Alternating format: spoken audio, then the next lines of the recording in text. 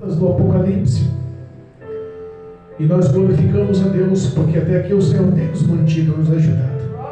Estamos anunciando através dessa campanha a verdade revelada por Jesus Cristo a João, um dos seus discípulos, sobre a verdade dos tempos e da vida da igreja sobre a face da terra.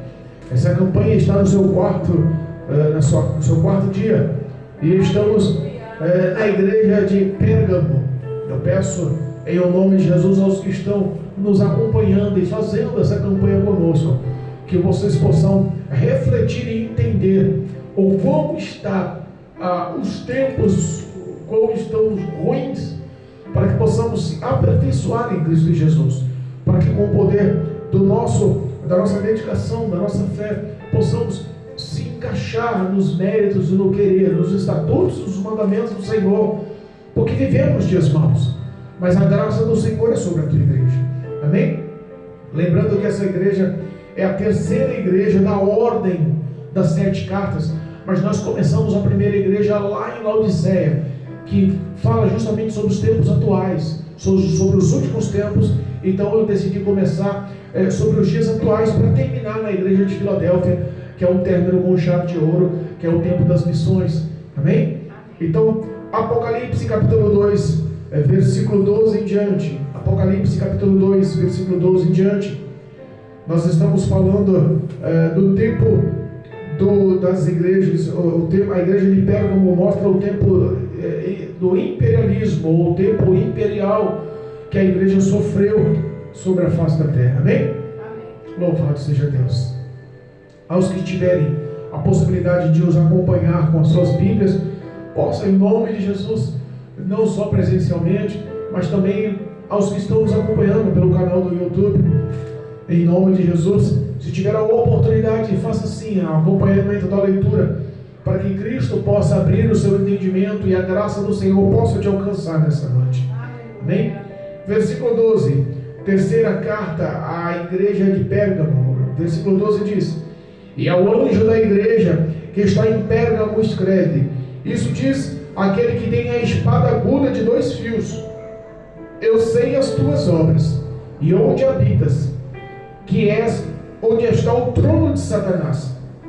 E retens o meu nome e não negastes a minha fé, e ainda nos dias de Antipas, minha fiel testemunha, o qual foi morto entre vós, onde Satanás habita. Mas umas poucas coisas tenho contra ti, porque tens lá os que seguem a doutrina de Balaão, o qual ensinava Balaque a lançar tropeços diante dos filhos de Israel, para que cometessem os sacrifícios da idolatria e se prostituíssem. Assim, tens também os que seguem a doutrina dos nicolaítas, o que eu aborreço. Arrependa-te, pois, quanto não, em breve virei a ti, e contra eles batalharei com a espada da minha boca. Quem tem ouvidos, ouça o que o Espírito diz às igrejas. Ao que vencer, dar-te-ei a comer do maná escondido, e dar-lhe-ei uma pedra branca, e na pedra um novo nome escrito, o qual ninguém conhece, senão aquele que os recebe. Louvado seja Deus. Amém? Glória a Deus. Estamos no terceiro período da igreja, e falamos hoje de um período imperialista. O império é diferente do reinado. O reinado é um reinado elegido pelo povo. O rei é eleito pelo povo. O rei é escolhido pelo povo. Existe uma votação, existe uma escolha por amor, por dedicação, por confiança. Agora, o imperialismo não. O imperialismo, o imperador geralmente ele conquista o território à força. É imposto. E os que não obedecem geralmente são presos ou levados à morte. No tempo da igreja, no tempo do império, justamente muitos morreram porque se colocaram na oposição. E é o Senhor Jesus, conhecendo a situação, revela a João para que escrevesse ao anjo da igreja: da igreja de Pérgamo, e ele se apresenta na carta, ele se apresenta na revelação dada como aquele que tem a espada de 2 fios na boca, aquele que tem a espada de 2 gumes, aquele que tem a espada afiada sobre a tua boca. E isso representava justamente aquele que conhecia o poder da palavra, porque a espada de 2 fios, ou a espada de 2 gumes, era representação, ela representa o poder da palavra. Então isso que escreve é aquele que conhece o que é a palavra, aquele que conhece, que manda, que faz, que é, que representa, que é o Todo-Poderoso através da palavra. E aquele pastor, ele tinha por nome, todos sugerem que ele tinha por nome o pastor Antipas, que é mencionado justamente aqui no versículo 13.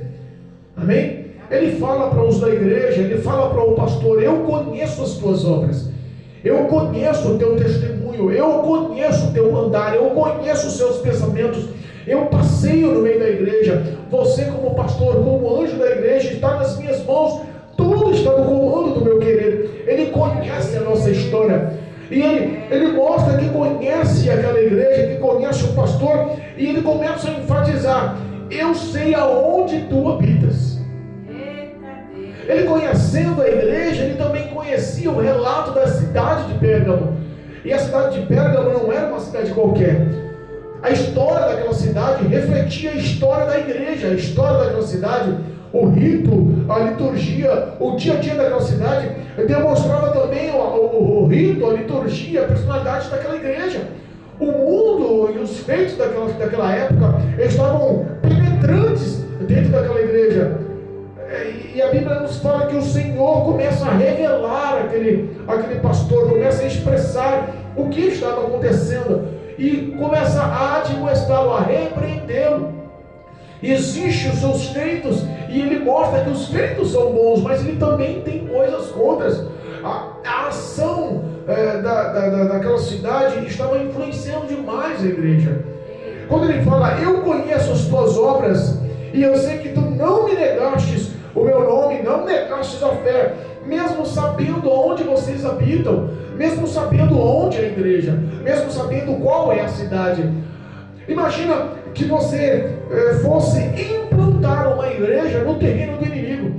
Imagina que você fosse implantar a igreja no condomínio do inimigo. Amém? Então ali foi uma ação difícil, porque a igreja de Pérgamo era uma igreja extremamente conhecida. Ela foi capital de toda a Ásia por mais de 400 anos, justamente com o Império Romano. Não era uma igreja comum, não era uma cidade comum, era uma cidade afamada. Ela foi construída e edificada em cima de um alto monte. Ela tinha uma certa estrutura. Aquela cidade também não era só conhecida por ter sido a capital por 400 anos, mas também era conhecida por ter uma grande biblioteca, e aquela biblioteca tinha mais de 200 mil pergaminhos ou livros da época. Era uma cidade famosa, existia ali uma cultura a ser prestada, e não era também só a cultura, também era famosa a cidade por ter uma grande escola de medicina, a maior escola de medicina do mundo na época.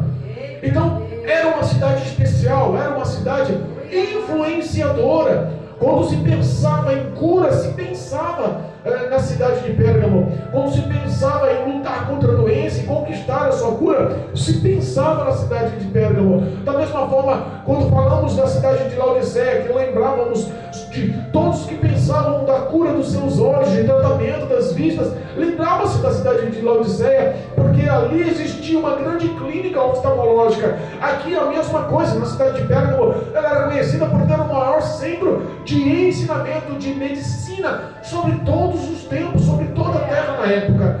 Então era uma igreja uma cidade extremamente famosa. E mais, não era só uma cidade culta por ter uma biblioteca, a segunda maior biblioteca do mundo. Não era uma cidade apresentável por ser a capital de toda a Ásia. E não era só uma cidade apresentada por ter a maior escola de medicina. Também era uma cidade que tinha um dos maiores números de templos pagãos. Existia um misto de idolatria a vários deuses. Existia um misto de idolatria e o politeísmo, o culto, a adoração a vários deuses era extremamente comum naquela cidade. E toda aquela história de ser uma cidade afamada por vários deuses trazia pessoas de todos os cantos para ali. Quando se pensava em cura, por exemplo, aquela cidade tinha um misto de receber a cura pela ciência, pela escola de medicina, pelos grandes hospitais e também pelo culto pagão a vários deuses. Então se misturou ali religião e ciência. Muitos corriam atrás daquela cidade, do que oferecia aquela cidade, para ter benefícios próprios. Aquela cidade não era uma cidade qualquer. Aquela cidade era uma cidade onde tudo que era influente estava sendo bem aceito. E o pastor Antipas foi uma grande e fiel testemunha, porque existia pelo Império Romano mais de 200 templos pagãos em todo o território, em toda a Ásia naquela época, liderados por sacerdotes, por líderes romanos, das seitas pagãs dele. Mas lá na igreja, na cidade de Pérgamo, é justamente a sede disso. Era a sede de todo esse ensinamento. Então se formulou ali uma base religiosa do Império Romano. Foi por isso que muitos corriam atrás dos templos pagãos e muitos corriam atrás das curas. Tanto que uma das entidades, um dos deuses que eles cultuavam naquela cidade era um deus chamado Esculápio. Esculápio era o deus da cura para eles, ou o deus da serpente. Se nós prestarmos atenção, se vemos o símbolo da medicina nos dias atuais, é uma serpente enrolada em um bastão. Nós vemos isso em grandes hospitais ou em carros de resgate e ambulância. Nós vemos o símbolo de uma serpente enrolada no bastão. Era justamente para homenagear esse deus Esculápio, que era o deus da cura. Por isso que existia a procura de religião e ciência, de religião e medicina. E também foi proposto naquela cidade, por ser capital da Ásia e por se tornar um império há mais de 400 anos e se tornar sede de todos os templos pagãos, de mais de 200 templos pagãos de toda a Ásia, foi se tornado ali também, formular ali um templo ao deus Zeus. Zeus era o que Cristo representa, o que Cristo fala aqui sobre o trono de Satanás, aonde ele habita. Zeus era considerado o deus dos deuses, e foi justamente nesse templo, justamente nesse trono formulado e feito, que até os dias atuais, na Segunda Guerra Mundial, os alemães levaram para Berlim e está exposto esse templo, está exposto esse grande trono lá no museu em Berlim nos dias atuais, até os dias de hoje. Esse trono, esse templo, esse local onde eles fizeram para a idolatria, foi aonde surgiu o primeiro papado. O primeiro culto a um líder religioso, o primeiro culto a um homem, o primeiro culto ao qual se mostrava ali a liderança e o poder de perdão através do homem, foi aonde se santificou Maria, mãe de Jesus, como uma deusa, como uma intercessora. A história do catolicismo, justamente a base matriz, começou no ano de 313 ao ano de 590. Foi o reinado do tempo das igrejas, nesse período da igreja de Pérgamo. Então nós entendemos que todos esses apetrechos e tudo que oferecia a cidade estava começando a influenciar a igreja, porque o império dava uma ordem, e era uma ordem simples. Ele dava liberdade de culto a todas as outras religiões, não era uma coisa implícita, imposta. Ele deixava todos de seguirem as suas religiões, mas tinha uma ordem que uma vez por ano todos que estavam nas cidades ao redor, inclusive de Pérgamo, tinha que se prostrar ao trono, tinha que se prostrar ao papado e tinha que intitular César como um grande Deus ou como um grande Senhor. Uma vez por ano todos que estavam ali tinham que se curvar a César, o imperador de Roma, como um Deus, como um Senhor. E isso é uma ordem. Então todos que eram politeístas e que cultuavam a vários deuses pagãos não tinham dificuldades em ir lá se prostrar. Mas o cristianismo, aquele que é monoteísta, que só cultua e adora Jesus como Senhor e Salvador, não se prostrava. Foi aí que Jesus olhou e falou assim: eu conheço as tuas obras, sei que não negastes o meu nome, nem a minha fé. Porque era lei. E é justamente por a igreja de Pérgamo, pelo pastor Antipas, não se curvar e dar o exemplo e ensinar na igreja para não haver aliança e nem guerra com os outros cultos, com os outros deuses, com as outras religiões, que a igreja passou a ser extremamente perseguida. Passou a ser extremamente perseguida. Os grandes estudiosos nos dizem que Antipas, o pastor daquela igreja, ele foi pegado como exemplo para martírio. Ferveram ou cozinharam ele vivo dentro de um grande boi de bronze em praça pública. Encandeceram aquele boi de bronze e lançaram o pastor dentro daquele boi incandescente. Mataram ele em praça pública numa fogueira. A perseguição foi extrema.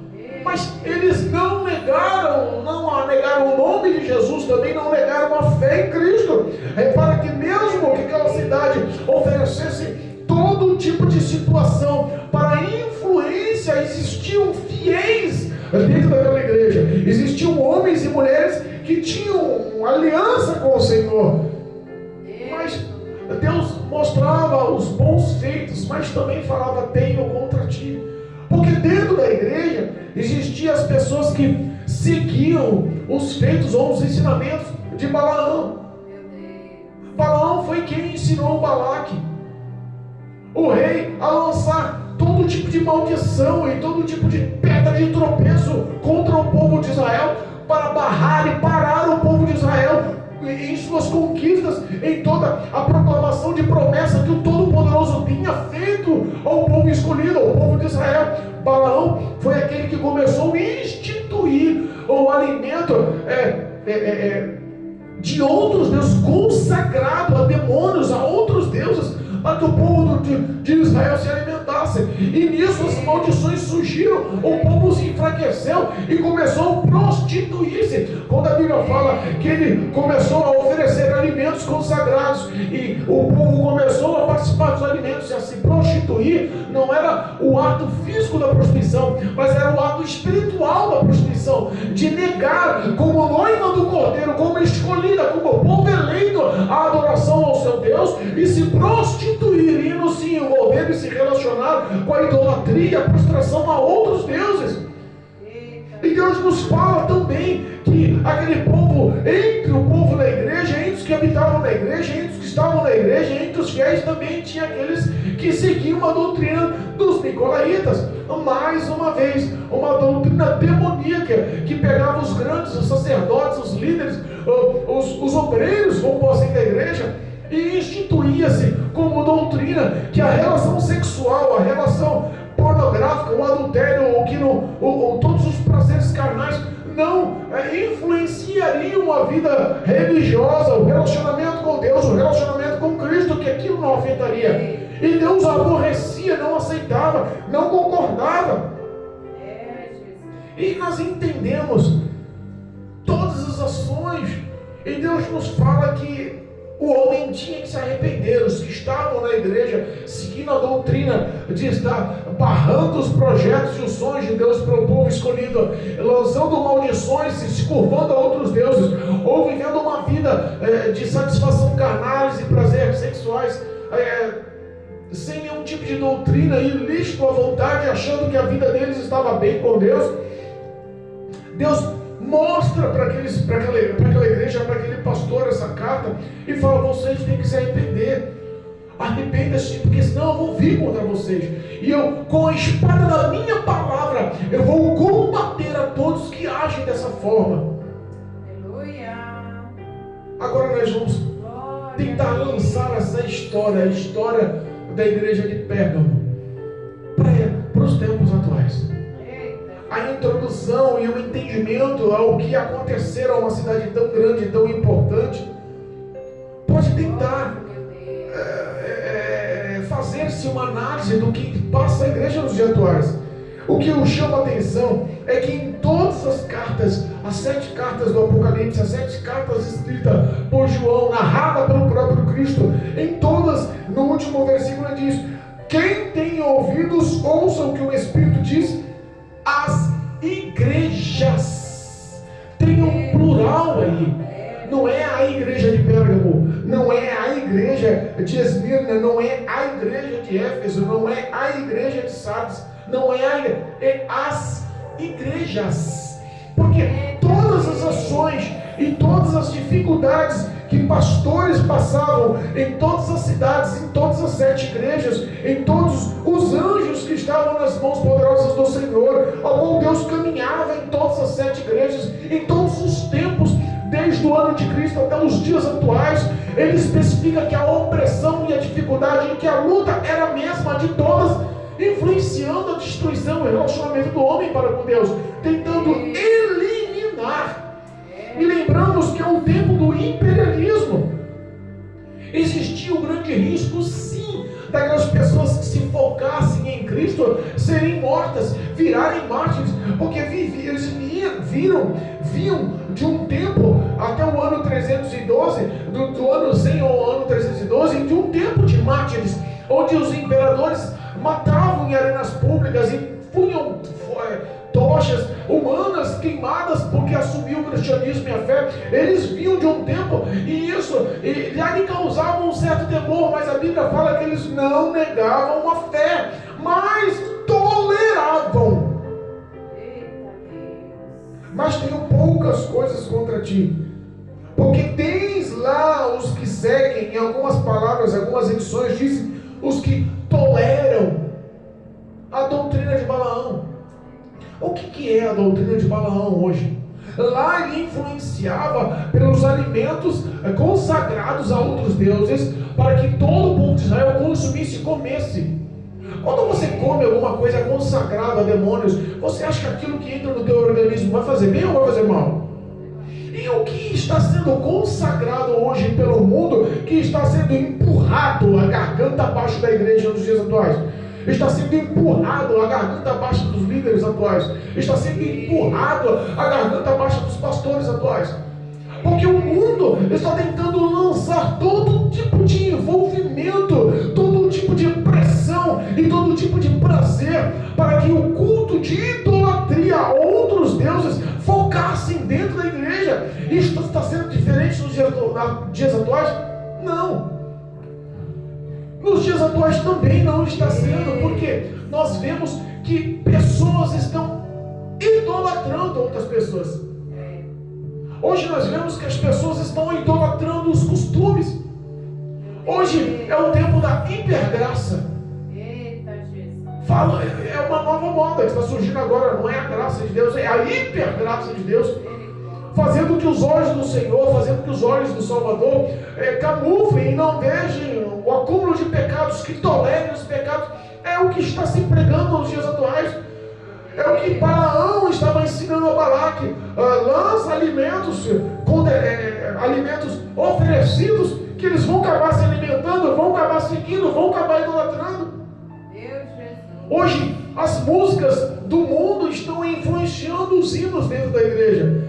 Os ritmos como o samba, rock, como o funk, que foram consagrados em centros de feitiçaria, macumbaria, consagrados a demônios em centro de bruxaria, estão sendo, esses mesmos ritmos estão sendo cantados na igreja.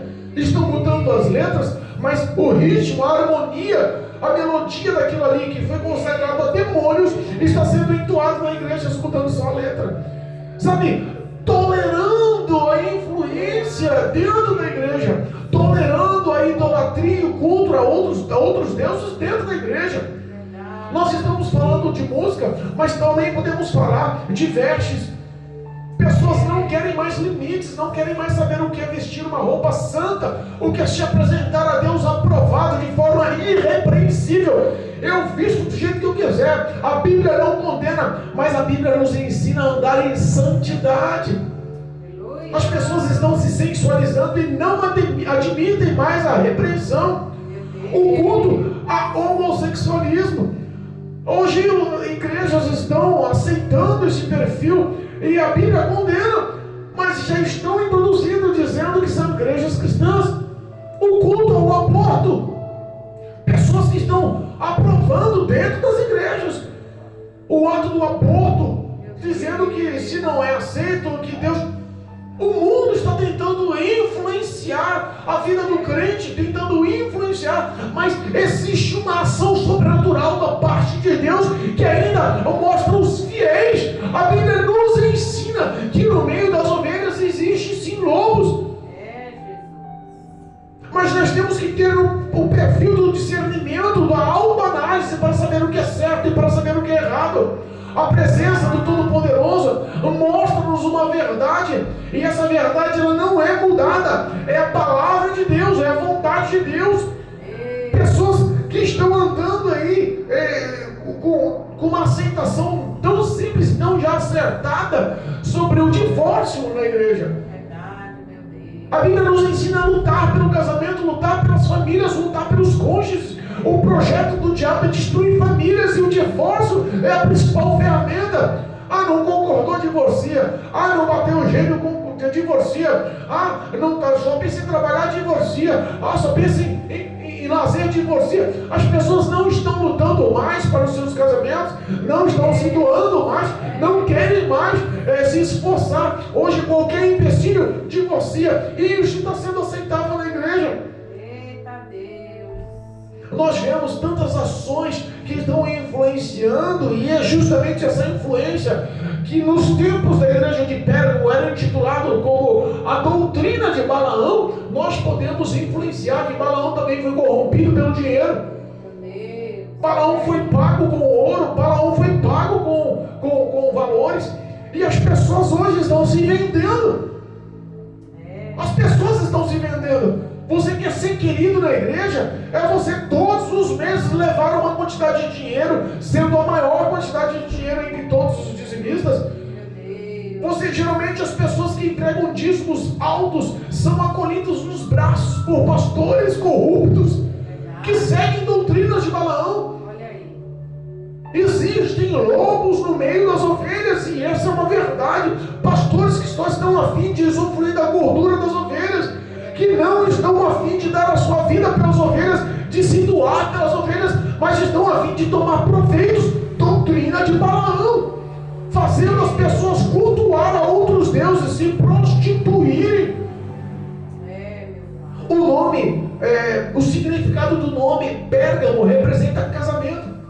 Olha só, o nome da cidade na simbologia judaica era casamento. Na simbologia grega era fortificação, ou um casamento fortificado. Agora responda, não é uma ironia pegar uma cidade que a simbologia era casamento para uma igreja que aos olhos do Senhor é a noiva de Cristo, se envolvendo com o adultério e a prostituição espiritual? Se envolvendo com o pecado e a iniquidade espiritual? Se envolvendo com a impureza espiritual? Existe sim uma advertência, porque é o que está acontecendo também nos dias atuais.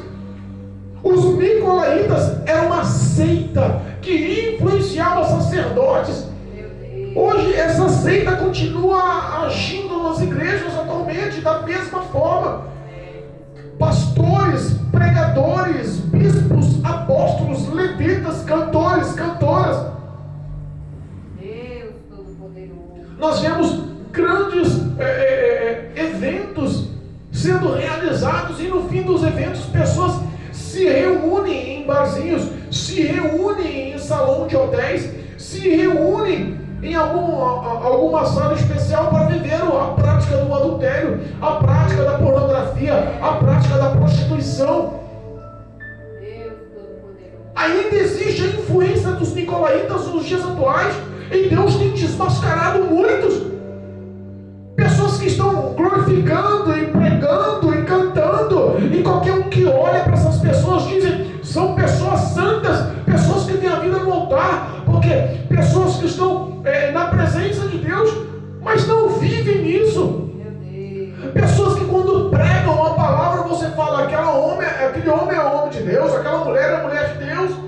Mas quando sai da presença de Deus, está levando uma vida qualquer, uma vida pensando que os olhos do Senhor não estão acompanhando, pensando que os anjos do Senhor não estão anotando no memorial de Deus cada ação, cada atitude, cada fala, cada olhar, cada pensamento. Dos olhos do Senhor nada se escapa.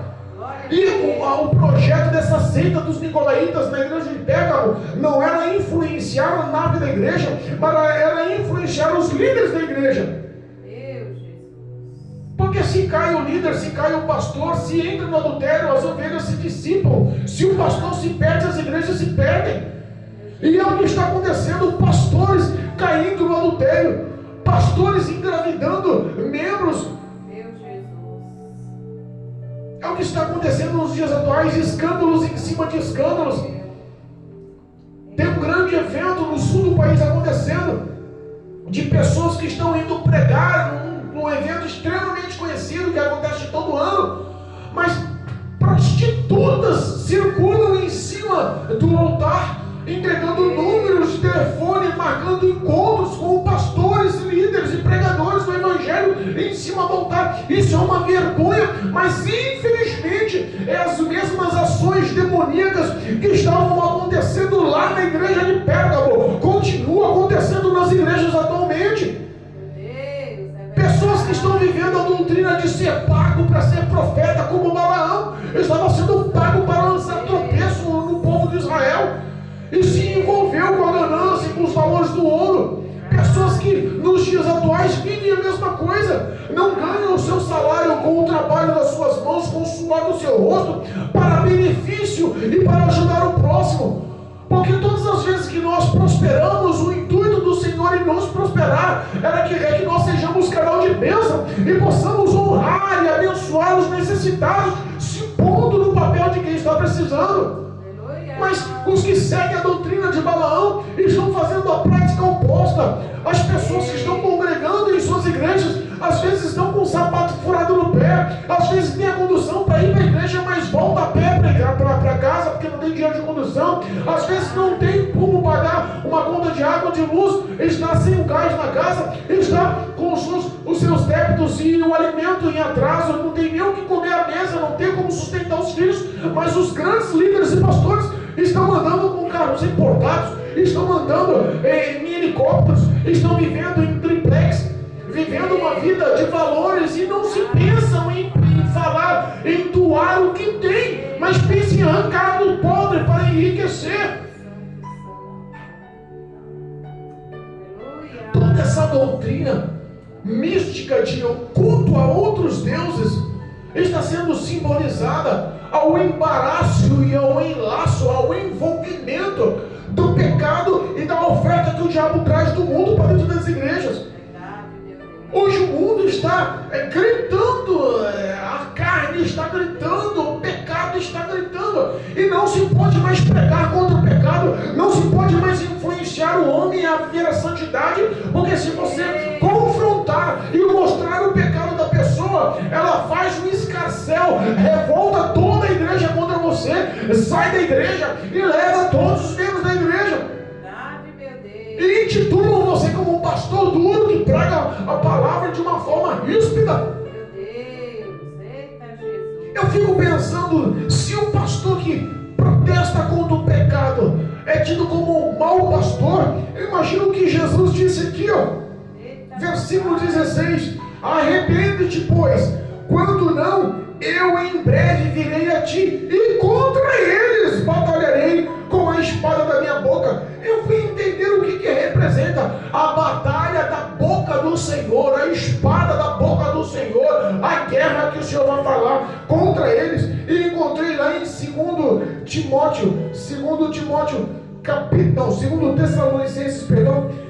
Tessalonicenses capítulo 2, versículo 8.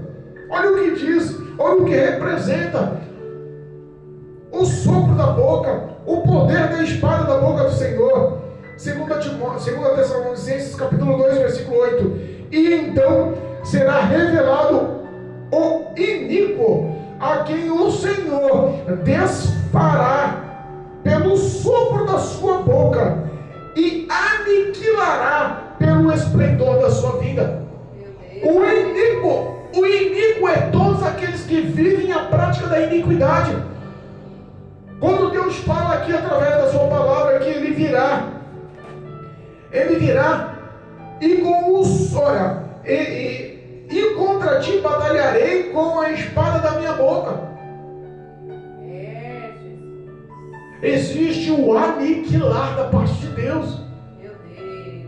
Mas se um pastor pregar um pouco mais duro, falar a verdade, confrontar o homem e a mulher do pecado que vive, da iniquidade que praticam, da idolatria que querem apoiar, da indução a outros deuses que nem está notando, mas a prática sutilmente já está notória dentro das igrejas, dos ministérios. Verdade, meu Deus. Se for anunciar, se tornam rebeldes e induzem muitos a sair. E pessoas que não conhecem, porque erram, porque não conhecem o poder da palavra, erram porque não praticam, não conhecem, não vivem, não lê, não medita, não conhece a palavra de Deus, não tem relacionamento com Deus, não tem envolvimento de santidade através da oração e da palavra, mas se deixam levar pela instrução dos nicolaítas dos dias atuais, dos balaões dos dias atuais. Se revoltam e levam e arrastam uma grande multidão. Essa influência de rebelião, essa influência do orgulho, do ego, de não assumir o seu pecado, nasceu lá no céu, no coração do diabo.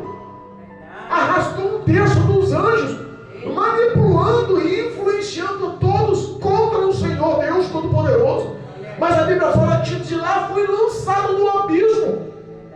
E a recompensa dele, de todos os demônios que o seguem, é no lago de fogo e enxofre, e a condenação já é certa. Meu Deus. Jesus. Pessoas que deram um exemplo, como o pastor Antipas, foram perseguidos e perseguidos até virar mártires. Será que existem homens e mulheres hoje que querem pagar o preço? Porque as pessoas hoje estão a fim de bênção, mas não estão a fim de pagar preço. As pessoas querem as conquistas, mas não querem pagar preço. As pessoas querem ser honradas e abençoadas, mas não querem pagar preço. Uma pessoa, para ser honrada, ela tem que ser desonrada. Uma pessoa, para pagar preço, ela tem que entrar na provação. Para ser abençoada, ela tem que ser provada. As pessoas acham que cai do céu as coisas de graça. Deus é bom, eu vou ficar de perna pro ar, eu não vou ter uma vida com Deus, eu quero levar uma vida dissoluta, eu quero viver o que o mundo oferece, quero satisfazer os desejos da minha carne, eu quero viver conforme o diabo quer. Mas eu estou dentro da igreja, então a minha vida... Então estou falando àqueles que não se arrepender, virei contra ti. E com o sopro da minha boca, com o poder da espada da minha boca, o poder da palavra de Deus, que confronta o pecador. Porque entenda, parece que é uma palavra dura novamente, mas Deus não tem relacionamento com o pecado. Deus não vai aceitar o pecado. Não vai haver justificativa no dia abrasador do nosso Deus. Não vai haver justificativa para os seus feitos. Se não se arrepender, o Senhor ama o pecador. O Senhor deu o teu Filho amado Jesus para morrer na cruz do Calvário. A aliança da salvação foi feita na cruz do Calvário. O sangue de Jesus purifica, transforma e perdoa o homem de todo e qualquer pecado. Vestes novas ganharão. Há poder no nome de Jesus para mudar a vida do homem. Quando Jesus faz a promessa e fala quem tiver ouvidos, ouça o que o Espírito diz à igreja, e diz: ao que vencer, darei eu a comer do maná escondido. Quem é o maná escondido nos dias atuais? Porque no passado o maná vinha dos céus pela aquele povo no deserto. Se não fosse a provisão do Senhor de enviar o maná dos céus para que eles fizessem bolos, pães, não fizessem daquele maná o que comer e sustentar por 40 anos, aquele povo tinha morrido. Mas o maná de hoje é o maná espiritual. O maná de hoje é o poder da palavra, porque a Bíblia fala que Jesus é o pão da vida. Ele está falando assim: eu vou me apresentar a você como pão da vida, como maná dos céus.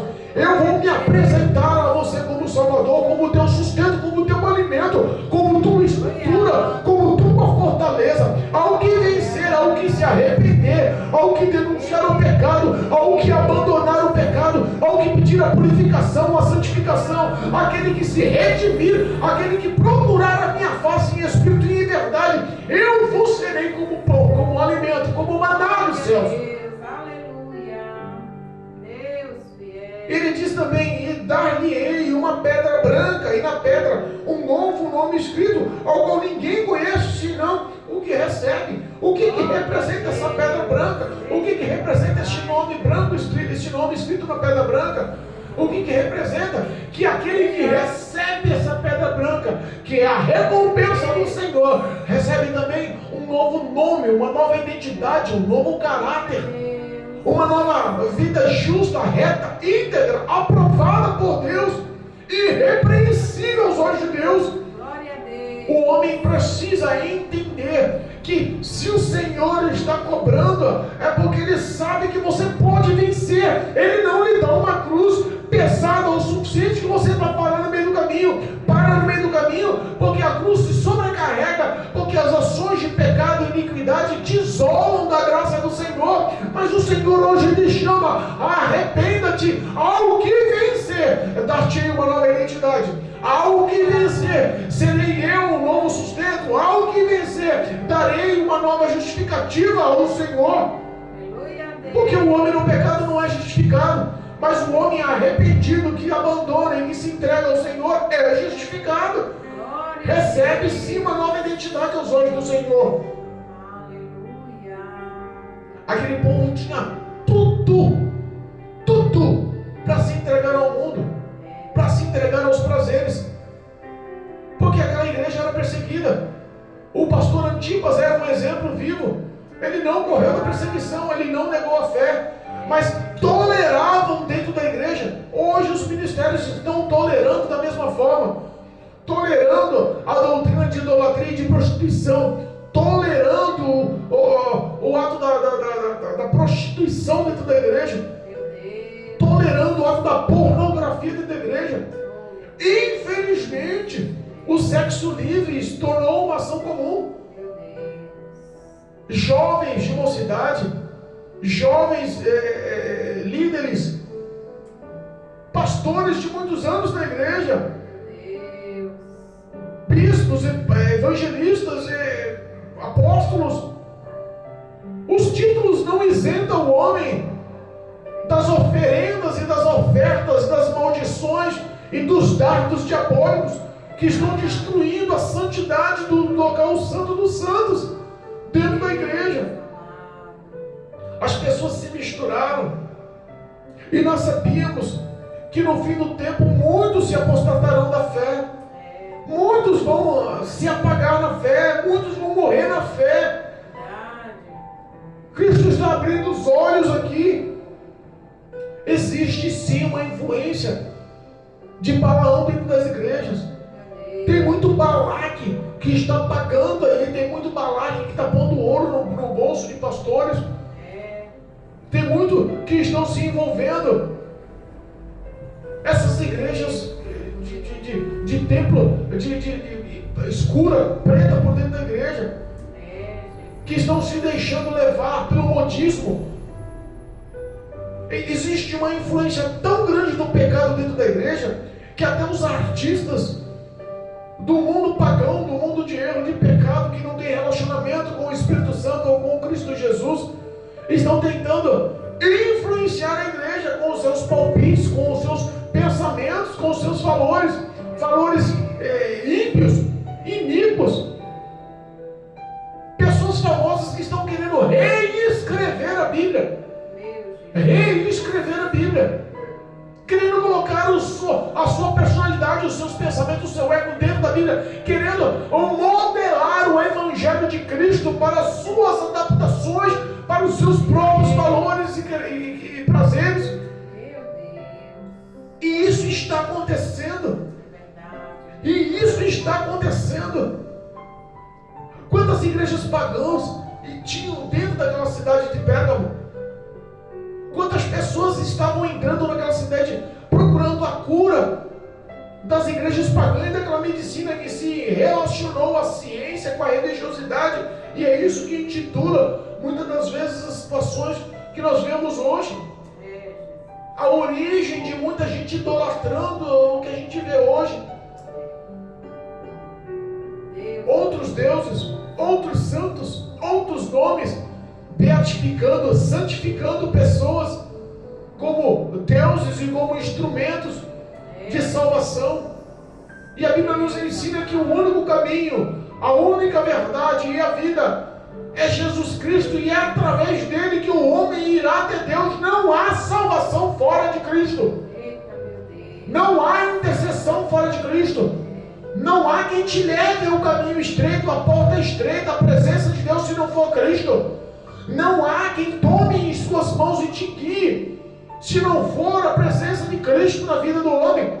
O relacionamento começa em assumir Jesus como Senhor e Salvador perante os homens, perante a sociedade, perante a família, perante os amigos.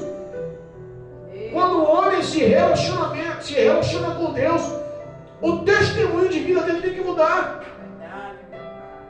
O homem tem que entender que o projeto de vida dele, a partir daquele momento, é ter Cristo dirigindo e governando o teu ser, é ter as suas ações de fé a ponto de agradar, ações boas, atitudes boas, pensamentos bons, a ponto de agradar o coração de Deus, para que o coração de Deus alegre se torne o Senhor a nossa fortaleza. Glória a Deus. O homem pensa muito em pedir a Deus, pensa muito em exigir de Deus, pensa muito em, como dizem alguns insensatos, vou pôr Deus na parede. Se não me responder, se não atender o meu pedido, se não fazer o que eu estou pedindo. Ei, Deus é Deus, com você ou sem você. É assim, papai. Pessoas têm que entender que o Todo-Poderoso, Ele tem o poder de mudar a história do homem, a vida do homem. Quantas pessoas estão vivendo apuros por más decisões? Quantos relacionamentos estão sendo destruídos por más decisões? Eu tenho razão, eu estou certo, não dou o braço a torcer. É o que está acontecendo nas famílias e nas igrejas, é o que está acontecendo no projeto de Deus sobre a face da terra, extinguindo e matando a santidade. Isola-se o homem do envolvimento com o mundo, isola-se o homem do pecado do mundo, isola-se o homem dos prazeres da sua carne, mata a tua carne diariamente. O diabo não pode influenciar-te. Aquela igreja era para ser influenciada, mas Antipas foi um pastor que deu um exemplo, mesmo sendo morto dentro de um boi, de um bezerro de bronze, incandescente, pegando fogo, lançado ali para ser morto, cozido vivo. Ele não renunciou, deu um exemplo, virou um mártir, porque queria honrar o nome do Senhor Jesus como o Salvador da tua alma.